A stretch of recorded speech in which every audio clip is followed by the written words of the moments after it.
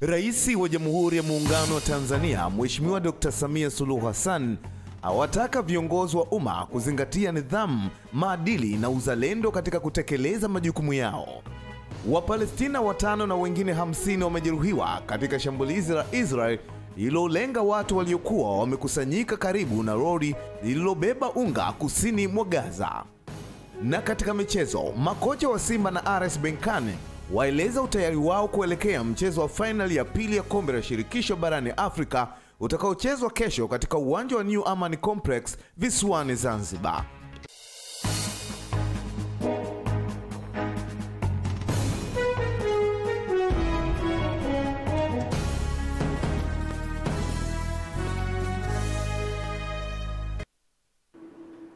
Naam, habari ya wakati huu mtazamaji wa Channel 10, kilicho bora kabisa popote pale ulipo. Karibu katika taarifa yetu ya habari.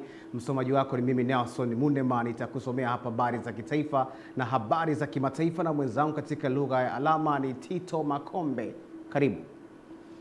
Rais wa Jamhuri ya Muungano wa Tanzania, Mheshimiwa Daktari Samia Suluhu Hassan, amewaapisha viongozi mbalimbali aliowateua hivi karibuni katika hafla iliyofanyika Ikulu jijini Dar es Salaam, huku akisisitiza suala zima la maadili na uwajibikaji. Kuzingatia misingi ya maadili yainishwa katika ibara ya 132 ya Katiba ya Jamhuri ya Muungano wa Tanzania ya mwaka 1977 na masharti ya sheria ya maadili ya viongozi wa umma ya mwaka 1995 ambavyo yanatamka kila kiongozi wa umma kuzingatia viwango vya juu vya maadili ili kukuza utu, uwazi, uadilifu, uwajibikaji na kuimarisha imani ya wananchi kuhusu utendaji wa viongozi wa umma. Mimi Blandina Buganzi Kilama ninauahidi umma kwamba nitakuwa mzalendo na mtii kwa Jamhuri ya Muungano wa Tanzania. Nitakuwa mwadilifu na mfano kwa watumishi wa umma, watumishi wa bunge, watumishi wa mahakama na watu wengine katika kukuza na kusimamia maadili. Ni Dar es Salaam. Katika hafla hiyo, Rais Dr. Samia aliwataka viongozi wateule kutekeleza majukumu yao kwa weledi na uadilifu, pamoja na kwenda kushirikiana kikamilifu na watumishi watakaowakuta katika maeneo yao ya kazi. Aidha, Mheshimiwa Rais Samia amewasisitiza viongozi hao kuviishi viapo vyao kwa vitendo, wakizingatia nidhamu, maadili na uzalendo katika utumishi wa umma na kuwa mfano wa kuigwa katika uongozi bora na wajibikaji kwa maendeleo ya taifa. Mtumishi wa umma anakosa uzalendo, anakosa ile moyo, na kwamba mtumishi wa umma anathubutu kuchukua siri kwenye mafaili, akapiga picha kwenye simu yake na akasambaza kwenye, akijua kwamba anamkomoa rais, akijua kwamba sijui anamkomoa nani inline, lakini kumbe ni yeye amekosa maadili, ni yeye hawajibiki kwa taifa lake, uzalendo kwa taifa lake hakuna. Kwa hiyo hayo ni mambo ambayo yapo, hilo ni moja, lakini kuna mengi. Akizungumzia kuhusu miradi mikubwa ya kitaifa, Mheshimiwa Rais Samia amesema miradi hiyo inatekelezwa kwa maslahi ya taifa na kuitaka Tume ya Mipango kufanya kazi kwa weledi mkubwa katika swala zima la kuratibu miradi hiyo. Ndani ya wizara yenu kuna mipango na uwekezaji. Uwekezaji watakuwa wanapokea miradi mbalimbali, lakini nyinyi tume kazi yenu kuratibu na kuhakikisha kila mradi unaokuja kitaifa umekaa pale pake, unatekelezwa ulivyo au vilivyo kama tulivyokubaliana kwenye mikataba yetu na huo mradi. Aidha, Dr. Samia ametoa ujumbe mahususi kwa mkurugenzi wa shirika la umeme nchini TANESCO Lazaro Jacob Twange, na kueleza kuwa serikali imefanya jitihada kubwa ya kuweka uzalishaji wa umeme katika vyanzo mbalimbali ili kukidhi mahitaji ya uzalishaji na utumiaji. Shirika hili kama nilivyokuambia ni security ya nchi, kwa sababu umeme ndani ya nchi yetu ndio kila kitu. Chukulia mfano, umeme uzimwe sio maeneo ya uchumi, ni maeneo ya wananchi tu. Wakose umeme siku 2 siku 3, kelele ya kisiasa itakayopigwa hapo. Lakini sasa chukulia upande wa pili wa maeneo ya uchumi. Umeme ukikosekana, ina maana uchumi wa nchi unakwenda kuzorota. tumefanya jitihada kubwa kama serikali ya kuweka uzalishaji wa umeme kwenye vyanzo kadhaa. Tuna chanzo kikubwa Julius Nyerere Hydropower, na ile ndiyo roho yetu kama nchi. Viongozi walioapishwa ni Profesa Tumaini Joseph Nagu aliyeteuliwa kuwa naibu katibu mkuu ofisi ya Rais, tawala za mikoa na serikali za mitaa, anayeshughulikia masuala ya afya, Dr. Blandina Bugazi Kilama aliyeteuliwa kuwa naibu katibu mtendaji wa tume ya mipango anayeshughulikia biashara na ubunifu, na jaji mstaafu John Samuel Mgeta aliyeteuliwa kuwa mjumbe wa baraza la maadili. Hamisi Mkotia, Channel 10. Wakati Tanzania ikiungana na mataifa mengine kuadhimisha siku ya kimataifa ya familia, serikali inawataka wazazi kuwajibika kwa kutoa malezi bora kwa watoto ili kuwajengea misingi bora ya maisha yao ya baadaye. Serikali kwa kushirikiana na wadau mbalimbali imeandaa na kutekeleza programu jumuishi za malezi ya taifa. Mitaa inalia kutokana na wimbi la watoto waishio kwenye mazingira magumu. Programu hii inahakikisha kuwa watoto wanapata huduma stahiki, huku chanzo kikitajwa kuwa ni udhaifu katika taasisi muhimu ya wanandoa unaosababisha wazazi kufarakana na kuacha watoto wakiwa njia panda. Akihitimisha siku ya kimataifa ya familia jijini Mwanza sambamba na kongamano la malezi Tanzania, naibu waziri mkuu na waziri wa nishati Dr. Doto Biteko amesema kitendo cha kuwatelekeza watoto kinaua ndoto zao. Huyu mtoto anabeba gharama ya mahusiano ya watu wawili ambayo hahusiki kwa namna moja au nyingine, na wala yeye hakuchagua wala kupanga azaliwe na ninyi wawili. Imetokea Mungu ameamua kati yenu atokee yeye. Anabeba gharama ya ugomvi wa wazazi, na mtoto huyo anatoka kuwa mtoto wa watu bila aibu, anaitwa mtoto wa mtaani. Eneo jingine linalotajwa kuvuruga maisha ya watoto hao ni matumizi ya dawa za kulevya baada ya kukosa mwongozo. Tujikumbushe wazazi wote na wanafamilia wote kwamba tumefika hapa kwa sababu sisi, wako wazazi waliovumiliana kwenye ndoa wakatulea katika mazingira magumu, ndio maana tuko hapa leo. Mwanaidi Ali Hamisi ni waziri wa maendeleo ya jamii, jinsia, wazee na watoto katika serikali ya mapinduzi ya Zanzibar. Kwa hivyo tujitahidini kina baba, kina mama kushirikiana pamoja katika malezi ya watoto wetu, ili watoto wetu hawa ambao ni taifa la kesho wanakuwa vizuri. Katika hilo, katibu mkuu wa Wizara ya Maendeleo ya Jamii, Jinsia, Wanawake na Makundi Maalum Dr. John Jingu na mkuu wa mkoa wa Mwanza Saidi Mtanda wakaeleza mitazamo walionayo. Ni kwamba migogoro ya ndoa tuliyoipokea kwa mwaka huu mmoja tu 24-25 ni migogoro 980.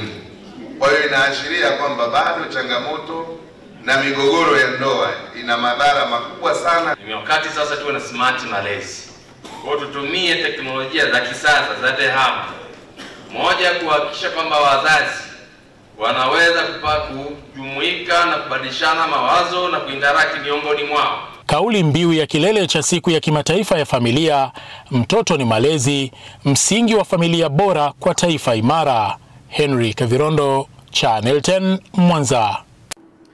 Chama cha Mapinduzi CCM kimetangaza ajenda kuu zitakazojadiliwa katika mkutano mkuu maalum wa chama hicho unaotarajiwa kufanyika Mei 29 na 30 mwaka huu, huku kikieleza kuwa mkutano huo unaenda kuandika historia mpya katika uendeshaji wa shughuli za chama hicho. Hayo yameelezwa jijini Dodoma na katibu wa itikadi, uenezi na mafunzo CPA Amos Makala wakati akizungumza na waandishi wa habari kuelekea mkutano huo, ambapo amesema wajumbe zaidi ya 2000 watahudhuria mkutano huo. Ajenda za mkutano mkuu huu maalum kubwa ni 3. Ya kwanza ni kupokea taarifa ya utekelezaji wa ilani ya uchaguzi kwa serikali zote mbili katika kipindi sasa cha miaka 5. Ajenda ya pili itakuwa ni uzinduzi wa ilani ya uchaguzi ya Chama cha Mapinduzi. Tunaelekea katika uchaguzi mkuu utakaofanyika Oktoba. Ajenda ya 3 itakuwa ni marekebisho madogo tu ya katiba ya Chama cha Mapinduzi. Aidha, CPA Makala amesema kutakuwa na zoezi la uwekaji wa jiwe la msingi la ujenzi wa jengo la makao makuu ya chama hicho. Chama chetu ni kikubwa, kinaendelea kukua siku hadi siku. Chama chetu sasa kina wanachama milioni 11. Maana yake ni chama kikubwa. Ili tuwe na uwezo wa kuhudumia vizuri shughuli za chama chetu, tumeona sasa pale pamekuwa padogo. Sasa tuwe na makao makuu eneo kubwa. Hilo jengo litakuwa na facility zote zenye hadhi ya chama kikubwa cha siasa. CCM ni chama kikubwa namba 1 Tanzania. Ni chama kikubwa pia Afrika. Hata hivyo, katibu wa itikadi, uenezi na mafunzo CPA Amos Makalla amesema maandalizi ya mkutano huo yamekamilika kwa asilimia kubwa. Kutoka Dodoma, Roda Simba, Channel 10. Waziri wa Nchi Ofisi ya Rais, Tawala za Mikoa na Serikali za Mitaa, Mohamed Mchengerwa amewataka wakuu wa mikoa ambao pia ni wenyeviti wa kamati za usalama za mikoa kuhakikisha wanadhibiti kwa nguvu zote viashiria vyovyote vinavyoweza kuleta uvunjifu wa amani katika mikoa yao. Hamisi Suleiman anaripoti. Asante sana. Naomba Mheshimiwa Waziri kwa ruhusa yako nisome bango hili ambalo Mchengerwa ametoa maagizo hayo wakati wa uzinduzi wa soko la kisasa la nyama choma lililojengwa katika maeneo ya Vingunguti jijini Dar es Salaam, huku akimpongeza mkuu wa mkoa wa Dar es Salaam katika udhibiti wa viashiria vya uvunjifu wa amani uliotaka kufanywa na baadhi ya wanaojiita wanaharakati waliopo ndani ya nchi na wengine kutoka nje ya nchi. Na ndio maana nasema bila kujificha, yako mambo tutayazungumza uani, lakini linapokuja swala la amani tutalizungumza bayana bila kificho. Bila kificho. Na mimi ndio maana nimekuwa nikimpongeza mkuu wa mkoa wa Dar es Salaam, anafanya kazi nzuri sana. Kwa hiyo wale wanaokuja kuvuruga amani, mkuu wa mkoa washughulikie bila kuachia. Ni lazima tuilinde amani ya nchi yetu. Aidha, Mchengerwa pia alishuhudia utiaji saini mikataba 6 ya ujenzi wa barabara, ikiwemo ya barabara ya Kitunda Mwanagati, ambapo wametoa onyo kwa wakandarasi watakaokwenda kinyume na mikataba au kuchelewesha ujenzi, mkataba wake uvunjwe mara moja. Ni maelekezo, ni amri kwamba mikataba iliyosainiwa leo, mikataba ya maboresho ya miji ambayo imekwisha sainiwa, mkuu wa mkoa, nendeni mkasimamie mikataba hiyo. Hakikisheni mkandarasi yoyote aliyesaini mikataba hii atakapokiuka taratibu za mkataba, basi hakikisheni kama kuna uwezekano wa kufuta mkataba huo na kuanza upya, na wakandarasi hao kulipa fidia, fanyeni hivyo. Sijawahi kusimama hadharani kukiri nimeshifeli au kukiri nimeshindwa. Mwendo huu unaoona, hii ni robot. Vyenyewe zaidi vitaonekana. Hii ni robot. Tunaelekea mpaka 2025 mwishoni. Mambo yote yataonekana, sinema zitaonekana, mnaotaka kuona vitu live mtaviona. Eli Huruma aliukuta umradi umekwama kwa muda miezi 9. Na miezi 9 hiyo propaganda iliyokopo Vingunguti, mimi hapa nimepauza, inataka kujenga sheli. Wengine wakasema nimeuza, inataka kuwekwa stendi. Wengine wakasema nimeuza, nimemuuzia mfanyabiashara maarufu Vingunguti anaitwa Itungi. Kama kuna jambo naliona linataka marekebisho, watumie utaratibu wa kistaarabu, watumie utaratibu wa kuuliza, kufuata utaratibu uliowekwa. Matusi, kejeli, kutukana mamlaka za juu si sahihi. Kuvunja heshima za rais sio sahihi. Hamisi Suleiman, Channel 10, Dar es Salaam.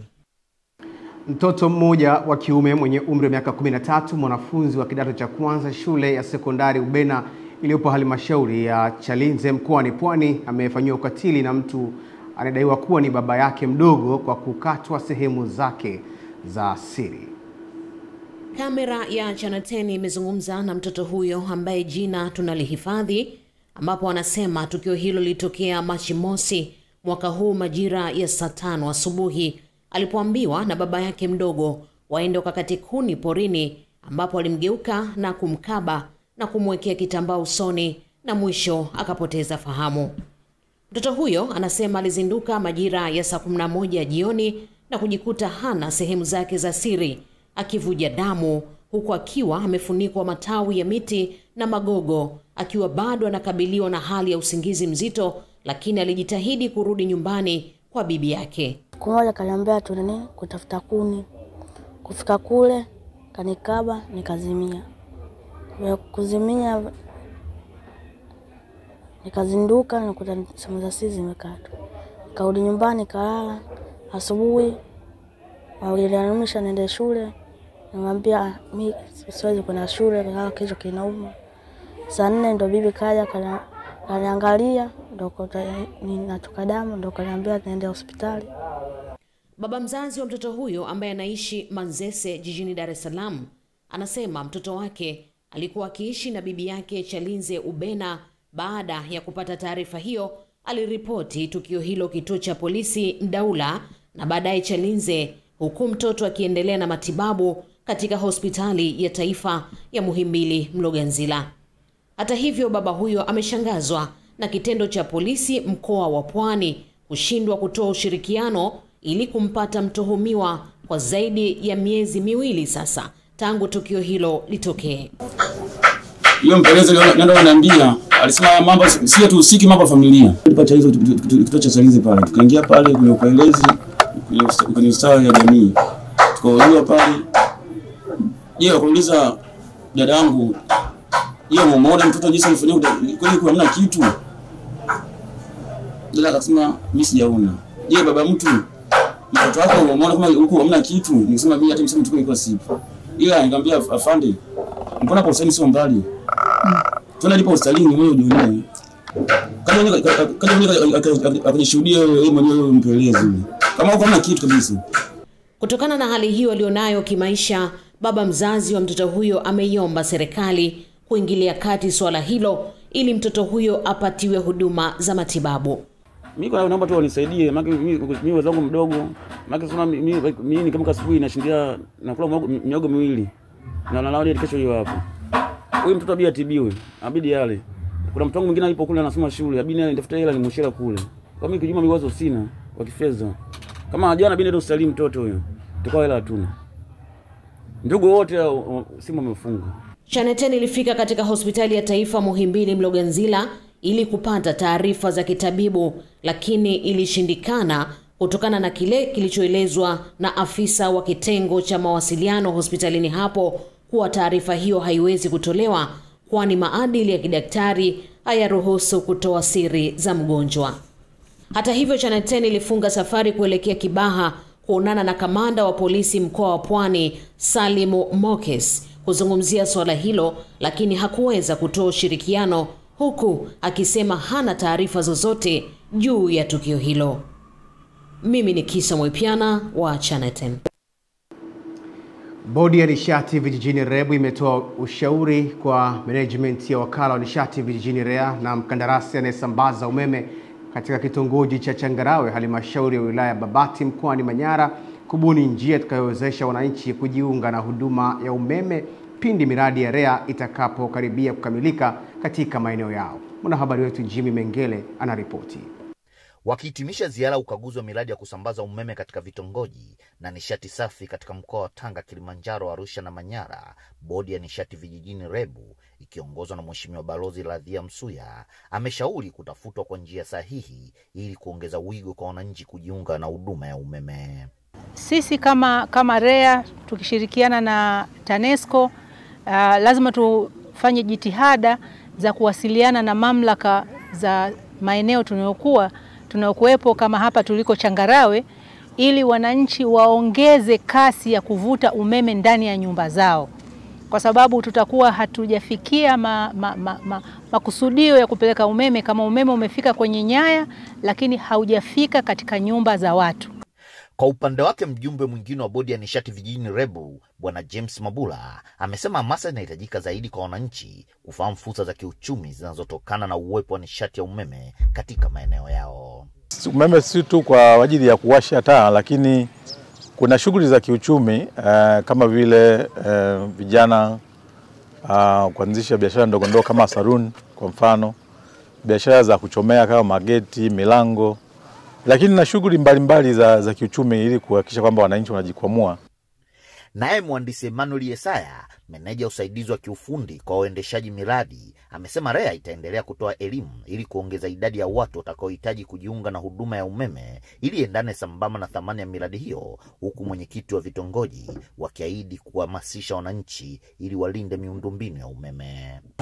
Na katika ziara hii bodi imeweza kutoa maelekezo moja kwa moja kwa management ya REA, lakini pia imetoa maelekezo kwa msimamizi wa miradi TANESCO, lakini pia kuna maelekezo yametolewa kwa wakandarasi mbalimbali ambao wanatekeleza hii miradi. Wananchi wangu wananiamini, ndio maana walinipa nafasi hii. Kwa hiyo na wao pia nikiwaeleza jambo wanalipokea kwa 100%. Kwa hiyo nikuhakikishie miundombinu ya umeme tutailinda kwa 100% na haitapata breakdown mahali popote. Nikiripoti kutoka mkoani Manyara ni Jimmy Mengele wa Channel. Asante Jimmy Mengele kwa taarifa hiyo. Wanafunzi wa masomo ya ubunifu katika chuo cha ufundi Arusha wameanza kunufaika na fursa mpya ya kipekee baada ya kuzinduliwa kwa maabara ya kisasa ya ubunifu ya kwanza nchini Tanzania inayowezesha kufanya majaribio ya kisayansi, kuchora na kutengeneza bidhaa kwa kutumia teknolojia ya hali ya juu. Maabara hiyo imejengwa kwa ushirikiano kati ya serikali ya Tanzania na shirika la kimataifa la maendeleo la Korea, KOICA, kama sehemu ya juhudi za kimataifa za kukuza elimu ya kiufundi na kuboresha ubunifu miongoni mwa vijana wa Afrika.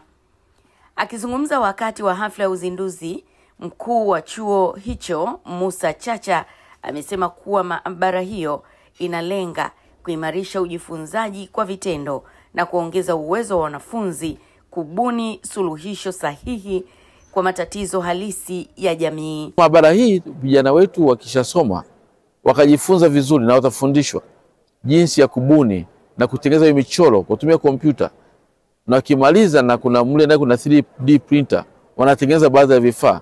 Itasaidia sana vijana wetu baadaye kuweza kuzifanyia kazi. Hata kama umepata kuajiriwa, basi watafanya kazi kwa ufanisi katika hizo kampuni, na hata kijana akiamua kwamba anajiajiri mwenyewe tayari atapata umahiri wa kufanya kudesign michoro mbalimbali na kuiunda na kuweza kuiuza. Hii mechanical lab itatusaidia pia katika tukimaliza masomo yetu, tunapoenda huko nje mtaani, hatuwezi kutegemea kwamba tutaendelea kuajiriwa siku hadi siku, kwa sababu sisi ni wasomi na tumepata elimu bora. Hivyo basi jamii inatutegemea kwamba sisi pia tuje na vitu vikubwa kutoka katika elimu yetu tuliyoipata. Mwakilishi wa KOICA Manshik Shin amesema mradi huo ni sehemu ya juhudi za kuimarisha maendeleo endelevu kwa kuwezesha vijana kielimu. And sustainable energy solutions, 3D technology at the heart of modern engineering. Maabara hiyo inatarajiwa kuwa kichocheo kikubwa cha ubunifu wa kiteknolojia na si kwa chuo cha ufundi Arusha pekee, bali pia kwa taifa kwa ujumla. Jamila Omar, Channel 10, Arusha. Vijana wa Kitanzania wametakiwa kuchangamkia mapinduzi mbalimbali yanayoletwa na internet ili yaweze kuwasaidia kuwezesha kupata fursa nyingi za kibiashara, hususan fursa zilizopo katika ndani ya soko huru la Afrika. Wito huo umetolewa jijini Dar es Salaam na mkurugenzi mkuu wa tume ya TEHAMA Dr. Mkundwa Mwasaga wakati wa ufunguzi wa mafunzo ya shule ya mambo ya usimamizi wa internet Afrika, ikiwashirikisha wanafunzi kutoka shule mbalimbali barani Afrika yanayofanyika hapa nchini. Dr. Mwasaga amesema mafunzo hayo pia yatajadili mambo mbalimbali yanayohusiana pia na sera za internet kwa Afrika nzima, kujua ni kwa namna gani watatumia internet kuwatengenezea fursa wa Afrika, ikiwemo kupanda mbinu zitakazosaidia kupata fursa za kibiashara zitakazosaidia kukuza uchumi wa kidigitali. Sasa hivi kuna soko huru la Afrika ambalo hili limeundwa na nchi zote za Afrika.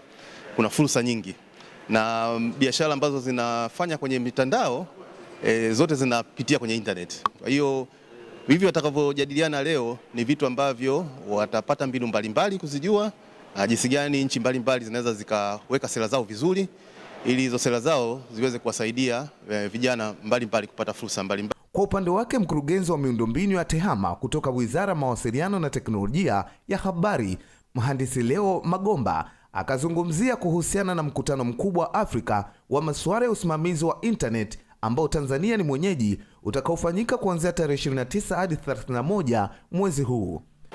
Mkutano huu unatarajiwa kufunguliwa rasmi tarehe 30 na Mheshimiwa Naibu Waziri Mkuu wa Jamhuri ya Muungano wa Tanzania na Waziri wa Nishati Daktari Doto Biteko. Na baada ya tukio hilo tafuatwa na kipindi maalum ambacho kitakuwa kinaongozwa na Mheshimiwa Waziri wetu wa Mawasiliano na Teknolojia ya Habari pamoja na mawaziri wengine wa Afrika. Watakuwa na mjadala mahususi wa kuangalia mambo muhimu yanahusu sera, matumizi, kanuni na mambo mengine ambayo Shabani Mpute, Serikali imetoa zaidi ya shilingi bilioni 700 mkoani Manyara kwa ajili ya utekelezaji wa miradi mbalimbali ya wananchi, ikiwa ni ahadi yake katika ilani ya uchaguzi ya mwaka 2020-2025 kwenye sekta mbalimbali ikiwemo afya, maji, barabara na kilimo. Kiasi hicho cha fedha kimetajwa na mkuu wa mkoa wa Manyara kwenye Sendiga kwenye taarifa ya utekelezaji wa ilani hiyo ambayo imesomwa kwenye mkutano maalum wa kamati kuu ya Chama cha Mapinduzi cha mkoa wa Manyara. Naomba ndugu wajumbe watambue kwamba miradi hii ambayo imekamilika ni sehemu ya miradi mingi ambayo bado haijakamilika katika maeneo yenu. Miradi mbalimbali inaendelea katika sekta zote. Kwenye kila kata, kwenye kila kijiji ukipita, utakutana na ujenzi. Usipokuta shule, utakuta makandarasi wameka kifusi barabarani, utakuta pale pana mawe, kwa maana ya kwamba kazi inaendelea katika maeneo mengi. Mheshimiwa Mwenyekiti, hitimisho. Kwa niaba ya wananchi wa mkoa wa Manyara, tunashukuru serikali kwa kuendelea kutoa fedha za maendeleo ambazo zimesaidia kutatua kero mbalimbali za wananchi, hususan katika sekta ya afya, elimu, maji, kilimo na miundombinu. Kwa msingi huu, tunapenda kuahidi kuwa mkoa utaendelea kuhakikisha fedha zinazotolewa na serikali kwenda kutekeleza miradi mbalimbali iliyopangwa ili malengo ya wananchi yaweze kukusudiwa zitasimamiwa. Mambo ya elimu yametekelezwa. Mambo ya maji, afya, barabara, umeme, huduma mbalimbali kwa wananchi. Kila jambo limetekelezwa na serikali ya CCM kwa kadri ya ahadi tuliyoitoa kwa wananchi. Na kuanzia mwezi Novemba 2020 hadi mwezi Aprili 2025 takriban bilioni 700 zimedondoka mkoa wa Manyara. Mimi wilaya Hanang' tumepeleka umeme kwenye vijiji vyote. Tumebakiza vitongoji vichache ambavyo vinasubiri kupatiwa umeme. Lakini ukija kwenye sekta ya maji, wilaya Hanang' wakati mimi naanza 2020 nilikuwa nagombana na wataalamu kwamba mimi na shida kubwa nayoiona ni maji. Lakini wao walikuwa wananiambia kwamba shida kubwa ni elimu. Lakini kwa sababu maji ni uhai na watu wengi walikuwa wanalalamika maji, mimi nilikuwa nasema shida ni maji. Lakini kwa sasa tumepunguza kwa asilimia kubwa. Ni Daktari Samia Suluhu Hassan amewekeza fedha ya kutosha kwenye sekta ya afya. Tumejenga vituo vya afya. Hivi tunavyoongea tunasubiri tu wataalamu ambao tumeshamuomba Daktari Samia Suluhu Hassan na amekubali. Tupate wataalamu 119 ili tufungue vituo vya afya 4 na zahanati 4 mpya kabisa.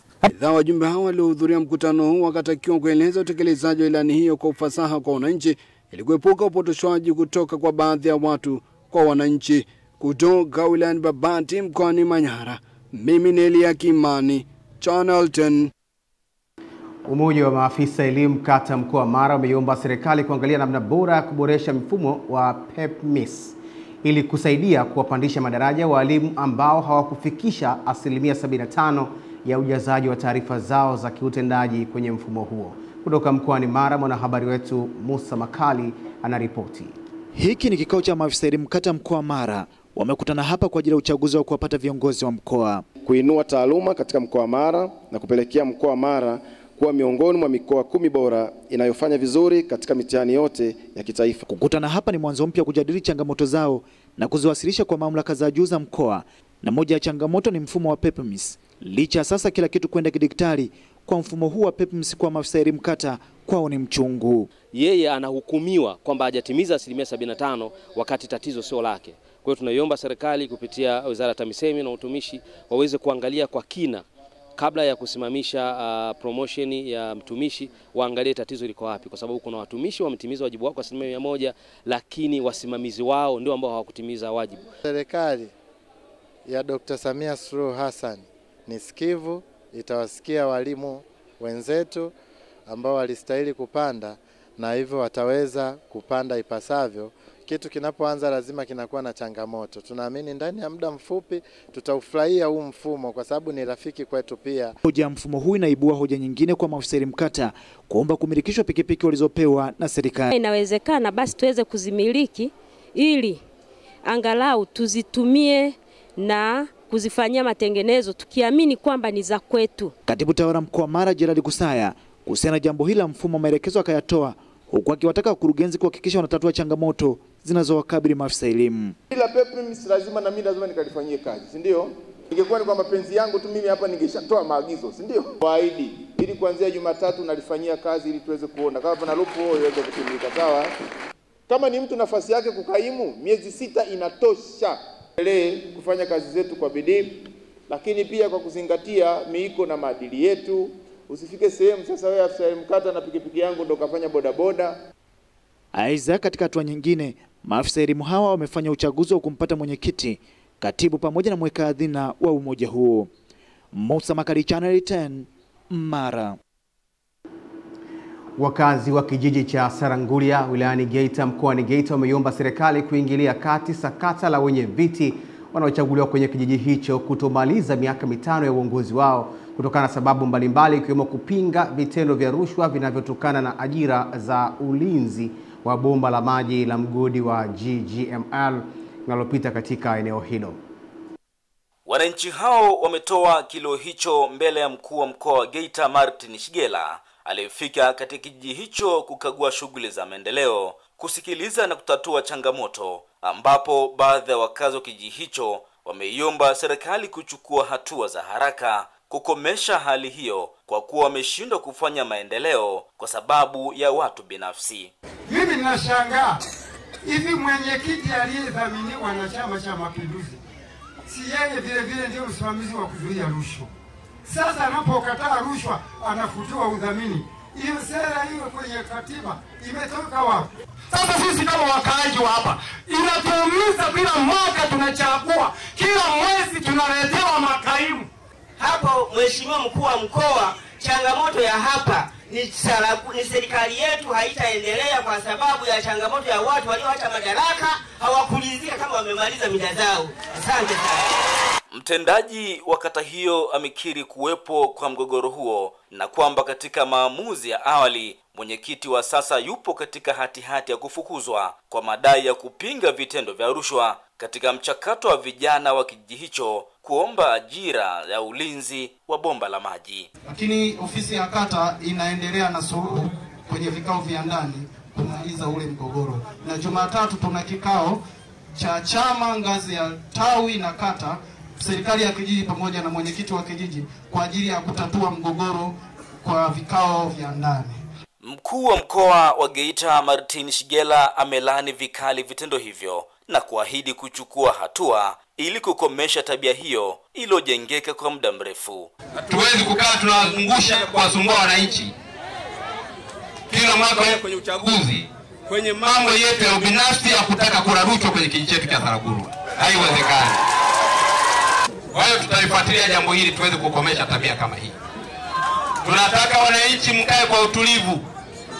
Mmemaliza uchaguzi, tunataka mwenyekiti wa kijiji na kuja na serikali ya kijiji na chama kipo kinamuunga mkono na wananchi mnamuunga mkono. Kutoka Geita, mimi ni Mrisho Sadik. Katika kuendelea kuboresha sekta ya elimu, serikali imesaini mkataba wa ujenzi wa shule ya kisasa ngazi ya sekondari kata ya Chawa jijini Dodoma inayogharimu kiasi cha shilingi bilioni 3.9 inayotarajiwa kuchukua wanafunzi wa kata ya Chawa na kata za jirani na kupunguza changamoto ya wanafunzi kutembea umbali mrefu na utoro, hali itakayochangia kuongeza ufaulu. Mwanahabari wetu Leonard Mwacha na ripoti. Shule hiyo ya ghorofa 5 na mabweni inayojengwa kwa mapato ya ndani ya jiji la Dodoma inatarajiwa kukamilika kwa mwaka mmoja, huku wananchi wakishukuru serikali kwa fursa hiyo na kushauri kutokuwasahau walimu wa sayansi ili taifa lipate wataalamu wengi wa fani hiyo. Watoto walikuwa wanasoma mbali kata ya Ipala na kata na Mahoma pia, lakini sasa hivi watapata elimu katika kata ya Chahwa na watajifunza kwa bidii. Tuko tayari kuipokea sekondari. Kwa hiyo hii ni raha kwa sababu tulikuwa hatutegemei kwamba tutapata shule kama hiyo. Naomba wanachama wote tushukuru kwa hilo. Shule itakapoanza iangalie sana kwenye hicho kipengele chao walimu wapatikane kwa wingi ili kuwe na wataalamu wa kutosha wenye fani za sayansi. Chama cha Mapinduzi kupitia mwenyekiti wa wilaya ya Dodoma wamemtaka mkandarasi kukamilisha ujenzi wa shule hiyo kwa wakati kadiri ya mkataba ili wanafunzi waanze masomo kwa wakati, huku meya wa jiji la Dodoma akiwakumbusha wananchi kuwa shule hiyo inatokana na kodi zao, hivyo wahakikishe wananufaika kwa kuwapeleka watoto wao shule ili kuepusha na mimba za utotoni na utoro. Baada ya miezi kama 12 majengo haya yanatakiwa yawepo hapo. Mkandarasi, huo ndio mkataba wetu. Na haya ni makubaliano ya Chama cha Mapinduzi na watu wa CHAWA kwamba elimu tutaleta elimu tena iliyo bora. Ndio hii. Hebu CHAWA tunataka ije juu katika kupiga vita mimba za utotoni, utoro reja na ule mdondo kwa wanafunzi kutoka shuleni. Serikali imekuwa ikiendelea kujenga shule za kata zenye miundombinu ya kisasa kwa lengo la kutoa elimu bora kwa ngazi zote na kuzalisha wataalamu wenye tija kwa taifa. Leonard Mwacha, Channel 10, Dodoma.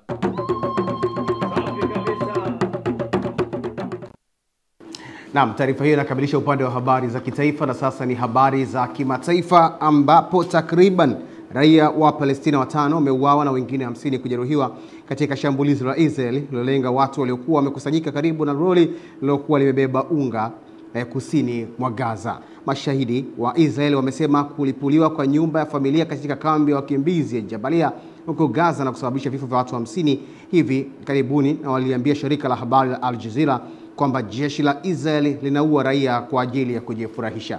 Jeshi la Israel limesema ndege hizo zilishambulia maeneo 100 huko Gaza siku moja iliyopita. Kwa mujibu wa taarifa ya jeshi, nadai kuwa moja shahidi shabaha hizo ni kurusha rocket iliyotumiwa kurusha eneo la kusini mwa Israel hapo jana. Zaidi ya Wapalestina 70 wameuawa na mashambulizi ya Israel kote Gaza tangu jana. Tukielekea nchini Marekani, waziri wa fedha wa Marekani Scott Bassett amesema hatua hiyo inalenga kuhimiza uwekezaji mpya wa kuliunga mkono taifa la Mashariki mwa Kati na kuelekea amani na utulivu. Kulingana na Wizara ya Fedha ya Marekani ni kwamba kuondolewa vikwazo hivyo kutaruhusu shughuli mpya ya kiuchumi, ikiwa ni pamoja na huduma za kifedha na shughuli zinazohusiana na mafuta na petroli na bidhaa za petroli zinazotokana nchini Israel. Marekani imerejesha pia ushirikiano wa serikali mpya na rais wa mpito Ahmed al-Sharaa, benki kuu ya Syria na taasisi nyingine za fedha. Aidha, Washington itabakisha vikwazo dhidi ya miamala inayoinufaisha Urusi, Iran na Korea Kaskazini. Wiki iliyopita Trump alitangaza kuondolewa kwa vikwazo vyote vya Marekani vilivyowekwa chini ya utawala wa Bashar al-Assad dhidi ya Syria. Tunapata mapumziko mafupi, tutarejea. Mimi ni Nelson Munema, mwenzangu ni Tito Makombe katika lugha za alama.